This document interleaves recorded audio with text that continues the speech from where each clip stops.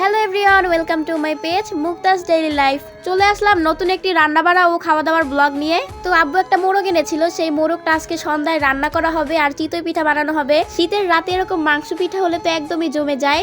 তো একেবারে সন্ধ্যার পরপরই আম্মু মোরগটা কেটে নিয়েছে খুব সুন্দরভাবে। এরপরে হচ্ছে আমি মাংসটাকে খুব ভালোভাবে ধুয়ে দিয়েছিলাম।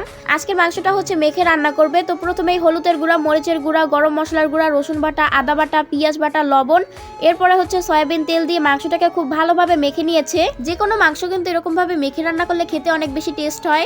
এরপরে হচ্ছে চুলায় সয়াবিন তেল, গরম মশলা আর পেঁয়াজ খুব ভালোভাবে ভেজে এরপরে হচ্ছে মেখে রাখা মাংসটা দিয়ে সবকিছু একসাথে নেড়ে চেড়ে তারপরে হচ্ছে কষিয়ে নিচ্ছে। মাংস যত বেশি কষাবেন খেতে কিন্তু তত বেশি মজা লাগবে। তো কষানো হতে হতে ততক্ষণে আবার আম্মু পিঠার গোলাটা রেডি করে নিচ্ছে। তো এরপরে মাংস কষানো হয়ে গেলে তার ভিতরে দিয়ে দিল নতুন আলু দিয়ে সবকিছু ভালোভাবে নেড়ে চেড়ে একসাথে। এরপরে হচ্ছে দিয়ে দিল পরিমাণ মতো পানি। এখন একটা ঢাকনা দিয়ে ঢেকে রান্না না হওয়া পর্যন্ত জাল করে নিবে। তো মাংস রান্না হতে হতে ততক্ষণে আবার আম্মু পিঠা বানিয়ে নিচ্ছে। এই চিতই পিঠা কিন্তু ভর্তা দিয়ে খেতে অনেক বেশি ভালো লাগে। আপনাদের কার কার চিতই পিঠা পছন্দ অবশ্যই কিন্তু কমেন্ট করে জানাবেন। তো কথা বলতে বলতে এই যে আম্মু সব কয়টা পিঠা বানানো হয়ে গেছে। আর মাংসটা রান্না হয়ে যাওয়ার পরে মাংসের ভিতরে কাঁচা মরিচ আর জিরার গুঁড়ি দিয়ে তারপরে নামিয়ে নিয়েছি। তো আমাদের রান্না বাড়া শেষ হতে হতে রাত অলমোস্ট 10:30 বেজে গিয়েছিল। তো এখন হচ্ছে খেয়ে দেখার পালা। তো এই যে আমি একটা পিঠা ভেঙে নিয়েছি, এরপরে মাংসের ঝোলের ভিতরে ডুবিয়ে খেলাম।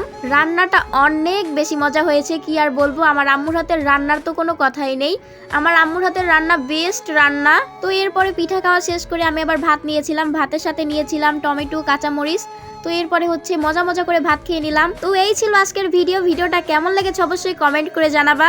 দেখা হবে নতুন কোনো ভিডিওতে। Thanks for watching. আল্লাহ হাফেজ।